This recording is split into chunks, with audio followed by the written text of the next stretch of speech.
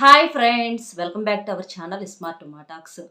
మనకి 29వ తారీఖు ఈ నెల బుధవారం వచ్చేటప్పటికి అమావాస్య అనేది వస్తుందని అందరికీ తెలిసినటువంటి విషయమే.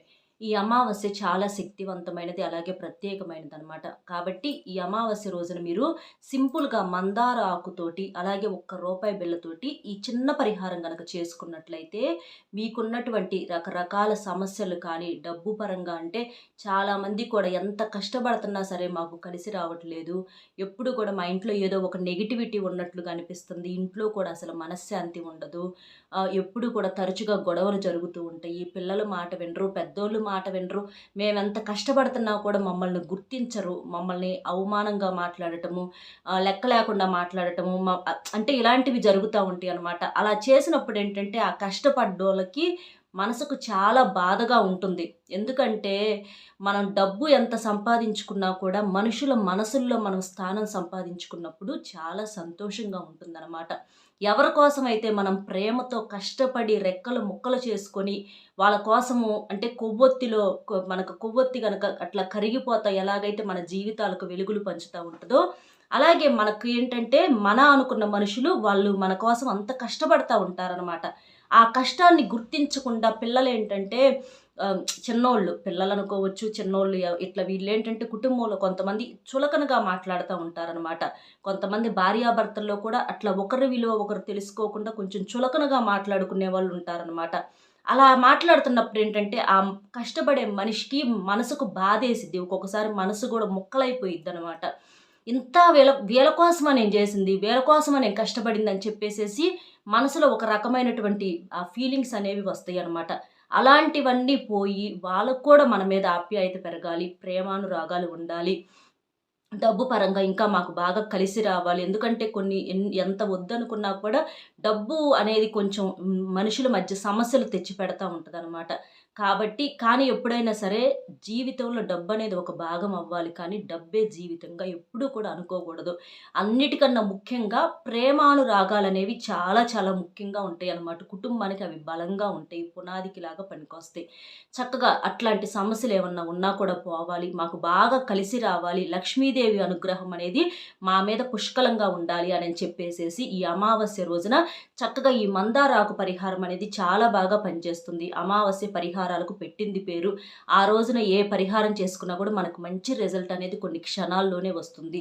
ఇక ఈ మందార చెట్టు గురించి ప్రత్యేకంగా చెప్పే పని లేదు, అందరికీ తెలిసిందే. మందార చెట్టు ఏంటంటే దేవతా వృక్షం అనమాట.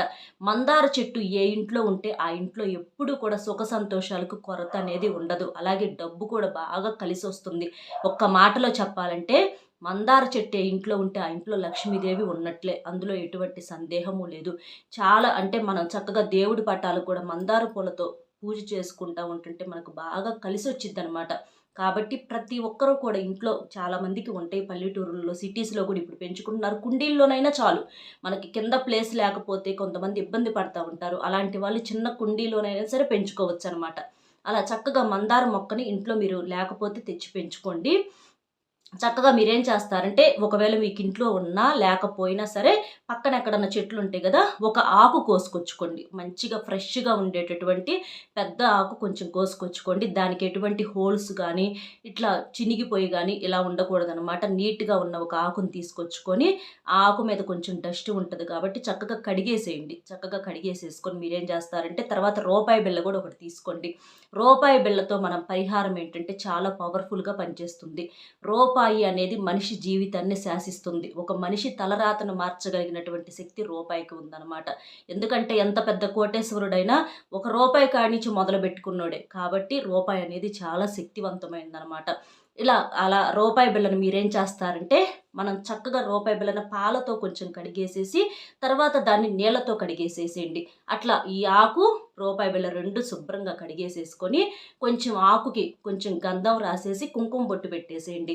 అలాగే రూపాయి బిళ్ళకు కూడా గంధం రాసేసి కుంకుమ బొట్టు పెట్టేసేసి మీరేం చేస్తారంటే ఇంట్లో పూజ చేసుకుంటారు. అమావాస్య రోజున ఇంట్లో దీపం వెలిగించుకుంటే చాలా చాలా మంచిదనమాట. కాబట్టి లక్ష్మీదేవి అనుగ్రహం అనేది పుష్కలంగా ఉంటుంది. అమావాస్య ఏంటంటే కొన్ని చెడు శక్తులతో కూడుకుని వస్తుంది. అటువంటి చెడు అనేది అంటే జనాల ఏడుపులు కానీ దిష్టి ప్రభావాలు కానీ ఇలా రకరకాలుగా ఉంటాయి. మన బంధువుల్లో మన మీద ఏడ్చే వాళ్ళు ఉంటారు, మనకు తెలిసినోళ్ళు తెలియనోళ్ళు ఇరుగు పొరుగు వాళ్ళు దిష్టి ప్రభావము ఇట్లాంటి వాటి వల్ల కూడా ఇంట్లో తరచుగా గొడవలు, మధ్యలో చిచ్చులు పెట్టేవాళ్ళు, చాలా రకాల వాళ్ళు పరిచయం అవుతూ ఉంటారు.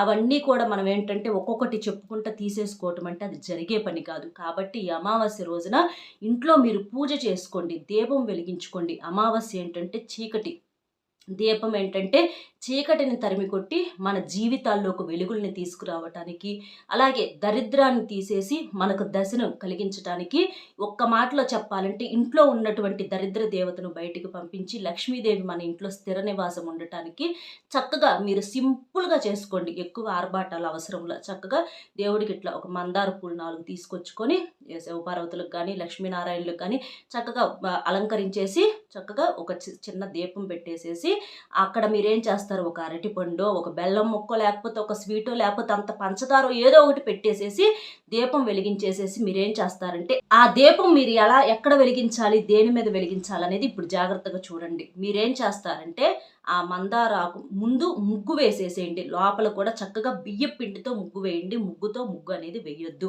అలా వేసేసిన తర్వాత దాని మీద కొంచెం పసుపు కుంకుమ చల్లేసేసి దాని మీద ఈ మందారాకు పెట్టేసేసి ఈ మందారాకు మీద ఏం చేస్తారంటే కొంచెం బియ్యం పోయండి. బియ్యం పోసేసి దాని మీద ఏం చేస్తారు, మళ్ళీ కొంచెం చిటికెడు పసుపు, చిటికెడు కుంకుమ చల్లేసేసి రూపాయి బిళ్ళ పెట్టండి దీని మీద. ఆ రూపాయి బిళ్ళ పెట్టేసేసి ఇప్పుడు అక్కడ ఒక ప్రమిద పెట్టేసేసి ఆ ప్రమిదలో నువ్వుల నూనె పోసేసి చక్కగా 2 ఒత్తులు కలిపేసేసి ఒక ఒత్తిగా అట్లా 2 ఒత్తులు కలిపేసేసి ఒక ఒత్తిగా అట్లా 2 ఒత్తులు వేసి 4 ఒత్తులు దీపం వెలిగించేసేయండి. అలా దీపం వెలిగించేసి ఆ దీపంలో ఇప్పుడు ఈ దీపం మీరు ఎక్కడ వెలిగించారు, మందార ఆకు మీద దీపం అనేది వెలిగించారనమాట. ఈ మందార ఆకు మీద దీపం అనేది చాలా చాలా శక్తివంతమైనది. మనకు డైరెక్ట్గా మనం ఆ దేవునికి అందుతుందనమాట ఈ దీపం అనేది. కాబట్టి చక్కగా ఈ మందార ఆకు మీద ఇట్లా నేను చెప్పినట్లుగా ముగ్గేసి ఇలా చేసేసి రూపాయి బిళ్ళ అది పెట్టేసేసి అట్లా వెలిగించండి. అలా వెలిగించేసి ఆ దీపంలో మీరు వెలిగే దీపంలో జవ్వాజీ పౌడర్ అని చెప్పేసేసి ఉంటుంది. ఇది మీకు ఎక్కడైనా దొరికిద్ది. ఆ జవ్వాజీ పౌడర్ను కూడా కొంచెం ఒక చిటికెడు తెచ్చేసి ఆ దీపంలో వేయండి. అలా వేయటం వలన మీకున్నటువంటి దరిద్ర బాధలు కానీ సమస్యలు కానీ, కొంతమంది జాతకాలు ఏంటంటే చాలా ఒక రకంగా అంటే అసలు చాలా చాలా ఇదిగా ఉంటాయి అన్నమాట, దారుణంగా ఉంటాయి. అలాంటి సమస్యలు కానీ ఏమన్నా ఉన్నా కూడా మొత్తం పోయి మన చేతులతో మనం దీపం వెలిగించినప్పుడు చాలా చాలా బాగా కలిసి రావటానికి, ఆ జాతకంలో దోషాలన్నీ పోవటానికి ఈ పరిహారం అనేది చాలా శక్తివంతంగా పనిచేస్తుంది. జవ్వాజీ పౌడర్ వల్ల డబ్బు పరంగా మీకు బాగా కలిసి వచ్చింది, సమస్యలన్నింటినీ కూడా పూర్తిగా లాగేసుకునిద్ది. కాబట్టి చక్కగా సింపుల్గా ఆ రోజున ఈ మందార ఆకు మీద ఈ రూపాయి బిళ్ళతో కలిపేసి ఇట్లా దీపం వెలిగించండి. అలా చేయటం వలన మీకు విపరీతంగా కలిసి వచ్చింది. పట్టిందల్లా బంగారం అవుతుంది. 4 దిక్కుల నుంచి కూడా డబ్బు దూసుకురావటానికి అవకాశం అనేది ఉంటుంది. కోటేశ్వర్ల రహస్యాలు ఏంటంటే ఇలాంటివే చేస్తూ ఉంటారు ఎక్కువగా. వాళ్ళు ఏంటంటే ఎప్పుడూ కూడా 24 గంటలు కష్టపడితేనే జీవితం కాదు, జీవితంలో మనం కష్టపడేది కాస్తూ కూస్తూ ఉన్నప్పటికీ దానితో పాటుగా మనకు కలుసుబాటు అనేది కూడా ఉండాలన్నమాట. ఆ కలుసుబాటు కోసము ఇలాంటి సింపుల్ టెక్నిక్స్ అనేవి చాలా చాలా శక్తివంతంగా ఉపయోగపడతాయి. మందార ఆకు ఏంటంటే చాలా చాలా శక్తివంతమైనది. కాబట్టి చక్కగా ఇలా చేసేసుకోండి.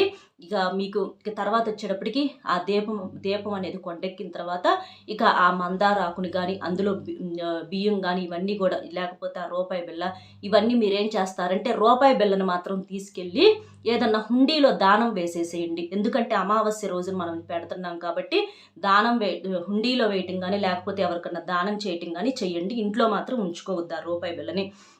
ఇక ఆ మందార ఆకుని బియ్యాన్ని ఎవరు తొక్కని చోట కానీ లేకపోతే ఏదన్నా పారే నీళ్ళల్లో, ఫ్రెష్గా ఉండేటటువంటి నీళ్ళలో, చెరువుల్లో కానీ అలాంటి చాట వేయండి. అంతేగాని సైడ్ కాలువల్లో వాటిట్లో వేయకూడదు.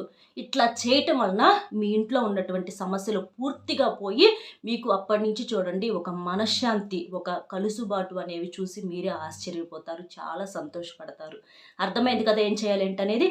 వీడియో నచ్చితే ఒక చిన్న లైక్ ఇచ్చి సపోర్ట్ చేయండి. మీరు లైక్ చేయడం వల్ల వీడియో ఇంకొంతమందికి రీచ్ అయ్యి వాళ్ళు కూడా తెలుసుకునేటటువంటి అవకాశం అనేది ఉంటుంది. అలాగే మీకు తెలిసిన ఫ్రెండ్స్కి కూడా షేర్ చేయండి. మరొక మంచి టాపిక్తో మళ్ళీ కలుద్దాం. Bye friends.